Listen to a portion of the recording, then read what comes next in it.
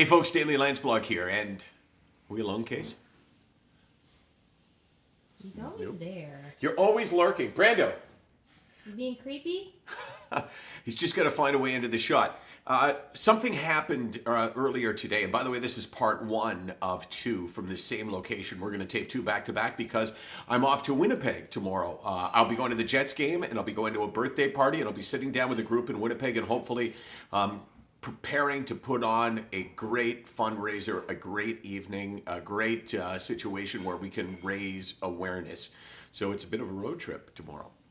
So this morning, I was alerted from a couple of people at work that somebody on their Twitter account was saying things that would indicate that perhaps they were suicidal.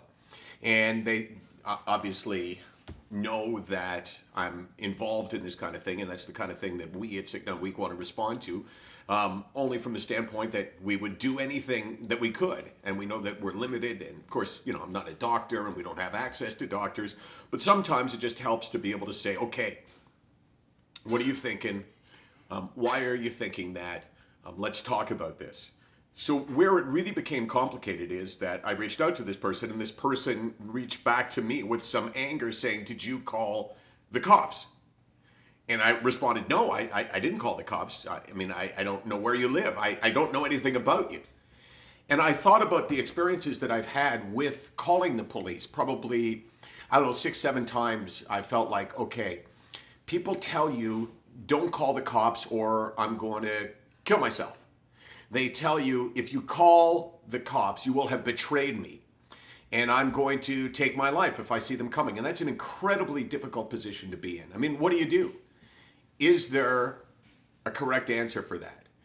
And I think every time is different, but it reminded me of the complexity of that situation and how I think that most of the time you do, in fact, have to call the authorities and get that person help, because sitting around and waiting and doing nothing is seldom the key to finding some kind of hope for this person. So that was my experience today. Again, it didn't really involve me. It didn't really involve SickNotWeak, but it reminded me of situations where you know that you're going to anger the person. You know that they're going to feel betrayed, but sometimes it's like tough love with your kids.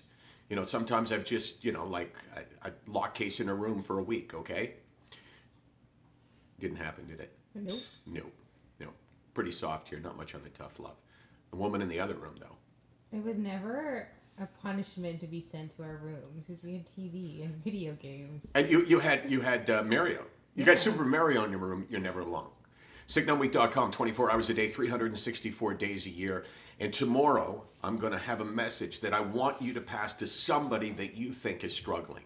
I'm going to try to open up as much as I have to try to share with that person the fact that someone understands them.